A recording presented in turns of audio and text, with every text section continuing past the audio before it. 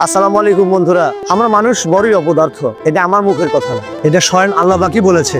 মানুষ বড়ই অপদার্থ। আমাদেরকে জ্ঞান দিছে, বুদ্ধি দিছে, আকল দিছে, বোঝার মতো শ্রবণ শক্তি দান করেছে, সবকিছু দিয়েছে। আমরা যদি ভালো কাজ করি, ভালো কাজ করলে আমরা কোথায় যাবো? জান্নাতে। যদি খারাপ কাজ করি, খারাপ কাজ করলে কোথায় যাবো? জাহান্নামে। এগুলো পার্ট বাই পার্ট আল্লাহ তাআলা কোরআনের মধ্যে আমাদেরকে বলে দিয়েছেন।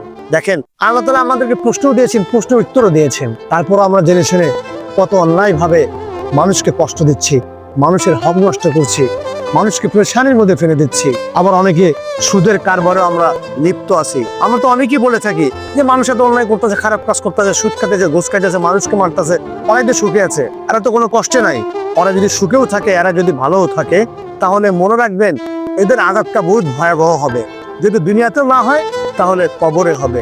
অনেকেই দেখবেন অতিরিক্ত মাত্রায় পাপ করার কারণে তার কিছু কষ্ট আল্লাহ তাআলা দুনিয়াতেই শেষ করে দিচ্ছে। এটাই সবচেয়ে ভালো। কিছু কষ্ট দুনিয়াতে মিটিয়ে দিচ্ছে, আর বাকি কষ্ট আখিরাতে দিবে। অতএব আমাদের শ্রবণ শক্তি, জ্ঞান, বুদ্ধি আল্লাহ তাআলা সব দিয়েছে। আল্লাহ তাআলা দুনিয়াতে প্রশ্ন দিয়েছে, প্রশ্নের উত্তর দিয়েছে। অতএব যা কিছু করবেন দিমাগ খাটিয়ে করেন। আসসালামু আলাইকুম।